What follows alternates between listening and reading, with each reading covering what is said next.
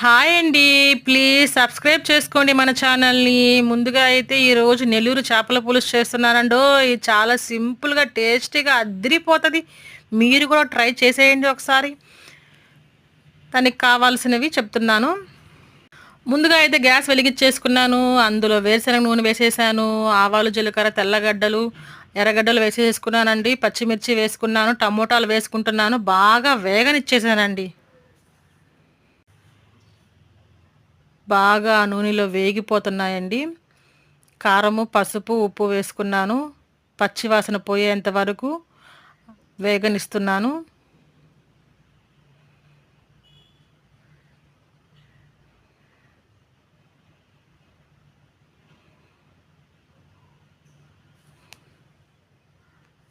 చింతపండు రసం పోసుకున్నానండి.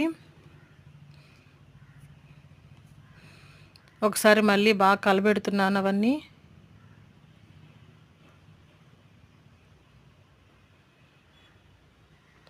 పులుసు బాగా తెల్లాలండి.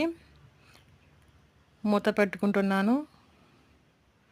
చూడండి బాగా తెల్లిపోయింది ఆ చేపల పులుసు. చేప ముక్కలన్నీ వేసుకుంటున్నాను.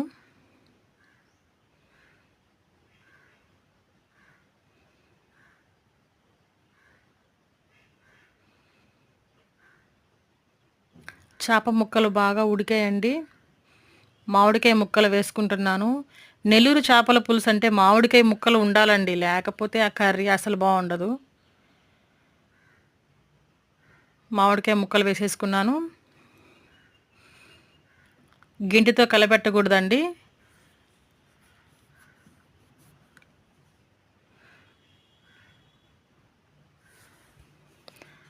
చూడండి చేపల పులుసు బాగా ఉడుకుతుంది. ఉడికిపోయింది చేపల పులుసు. చేపల పొడి వేసుకుంటున్నానండి. ఆవాలు, జీలకర్ర, మెంతులు, ధనియాలు, కరివేపాకు, కొత్తిమీర కూడా వేసేసాను.